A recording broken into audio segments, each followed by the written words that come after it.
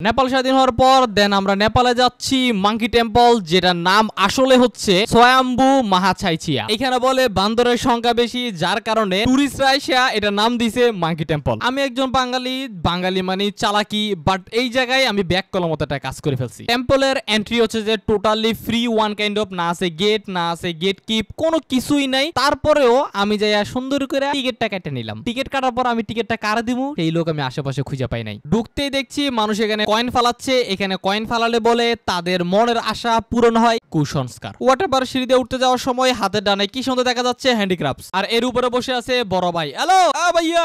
সিঁড়ি দিয়ে উঠতে উঠতে পুরো অবস্থা খারাপ হয়ে গেছে গা। উপর উঠে প্রকৃতি দেখে পুরাই মুগ্ধ হয়ে গেছি। কত সুন্দর সুন্দর বান্দর দেখলাম, এবং বান্দরের সাথে ছোট ছোট বাচ্চাও ছিল। অলসো ওইখানে লোকগুলো বসে বান্দরের সামনে মোবাইল নিয়ে যেতে না, যদি নিয়ে জায়গা এরা বলে টান মারা দৌড় মারে, যার জন্য ভাই দূর থেকে দাঁড়া ভিডিও রেকর্ড করছি। এদিকে আমার ওয়াইফ তার বান্ধবীর সাথে একটু দেখা করতে গেল।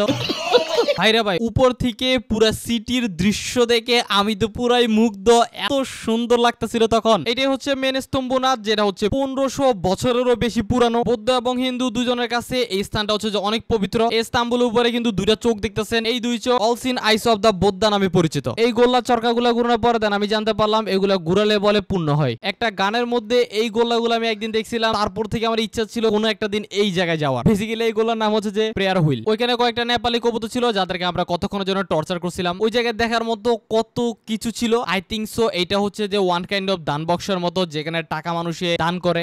পুরাতন ওল্ড এর কতগুলা বিল্ডিং ওখানে দেখতে পারলাম, এবং বাইরের এই সুন্দর প্রকৃতি দেখে এন্ড করলাম আজকের ভিডিওটি। তো হে গাইস, আসসালামু আলাইকুম। আজকের ভিডিওটা আপনাদের কেমন লাগছে একটু কমেন্ট করে জানাবেন। অলসো নেপালের কোন কোন জায়গায় গেলে ইন ফিউচার আমি আরো সুন্দর ভিউ উপভোগ করতে পারবো একটু কমেন্ট করে জানাবেন। এন্ড হচ্ছে আমি কোন এজেন্সির মাধ্যমে জানাই, দ্যাটস আমি অনেক কিছুই জানতাম না। আর তোমরা আমাদের পেজটাকে একটু ফলো করিও ভাই। ভিডিওটা দেখো বাট ফলো করো নাই। ইনশাআল্লাহ নেক্সট আরো সুন্দর সুন্দর ভিডিও দিব তোমাদের জন্য। পেজটাকে ফলো করে রাখিও। বাই।